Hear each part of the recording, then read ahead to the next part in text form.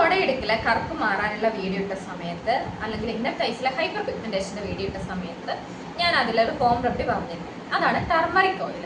അപ്പം പലരും എനിക്ക് മെസ്സേജ് അയച്ച് ചോദിച്ചു, ഡോക്ടറെ എങ്ങനെയാണ് ടർമറിക് ഓയിൽ ഉണ്ടാക്കുക എന്നുള്ളത്.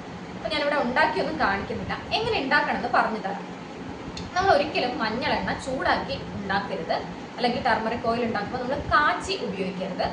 അങ്ങനെ കാച്ചി ഉപയോഗിച്ച് കഴിഞ്ഞാൽ അല്ലെങ്കിൽ ചൂടാക്കി കഴിയുമ്പോൾ ഈ മഞ്ഞളിൽ അടങ്ങിയിട്ടുള്ള കുർക്കുമിൻ, വിറ്റാമിൻ സി അങ്ങനെ തുടങ്ങിയ പല ആക്റ്റീവ് ഇൻഗ്രീഡിയൻസും നശിച്ചു പോകാൻ വേണ്ടിയിട്ട് ഇത് കാരണം.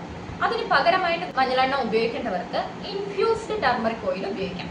എങ്ങനെയാണ് ഇൻഫ്യൂസ്ഡ് ടർമറിക് ഓയിൽ ഉണ്ടാക്കുന്നതെന്ന് പറയാം. അതിനായിട്ട് നല്ല മഞ്ഞൾ എടുക്കുക, പച്ച മഞ്ഞൾ എടുക്കുക. അതുപോലെ തന്നെ വെളിച്ചെണ്ണ, നല്ല നമ്മുടെ സാധാ വെളിച്ചെണ്ണ എടുക്കുക. എത്ര വെളിച്ചെണ്ണ എടുക്കുന്നോ അതിനനുസരിച്ച് മഞ്ഞളുടെ എണ്ണം കൂട്ടാം. ഒരു 500 വെളിച്ചെണ്ണയൊക്കെ എടുക്കുന്നുള്ളൂ എങ്കിൽ ഒരു 3-4 കഷ്ണം മഞ്ഞൾ മാത്രം മതി. അത് നന്നായിട്ട് കഴുകി വൃത്തിയാക്കി ചതച്ചെടുക്കുക. ചതച്ച് ഈ എണ്ണയിൽ ഇട്ട് വെക്കുക. എണ്ണയിലിട്ട് വെച്ച് നന്നായിട്ട് അടപ്പ് ക്ലോസ് ചെയ്തിട്ട് ഒരു 10 ദിവസം നിങ്ങൾ ചൂട് കൊള്ളുന്ന രീതിയിൽ തണലത്ത് വെക്കുക. അതായത് ഡയറക്റ്റ് സൺലൈറ്റിൽ വെക്കാണ്ട് ഒരു ഷെയ്ഡുള്ള തണലത്ത് വെക്കുക. എന്നിട്ട് നമ്മൾ സൺലൈറ്റിന്റെ ചൂടടിക്കുകയും വേണം. അങ്ങനെ വെക്കുക. അങ്ങനെ വെച്ച് 10 ദിവസം കഴിഞ്ഞ് കഴിഞ്ഞാൽ നല്ല ഗോൾഡൻ കളറിലുള്ള എണ്ണ നിങ്ങൾക്ക് കിട്ടും.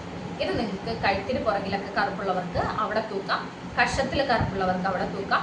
അതുപോലെ തന്നെ ഇന്നർ തൈസിൽ ഹൈപ്പർ പിഗ്മെന്റേഷൻ മാറാൻ വേണ്ടിയിട്ട് ഉപയോഗിക്കാം. ഇങ്ങനെ വേണം ടർമറിക് ഓയിൽ യൂസ് ചെയ്യാൻ വേണ്ടി.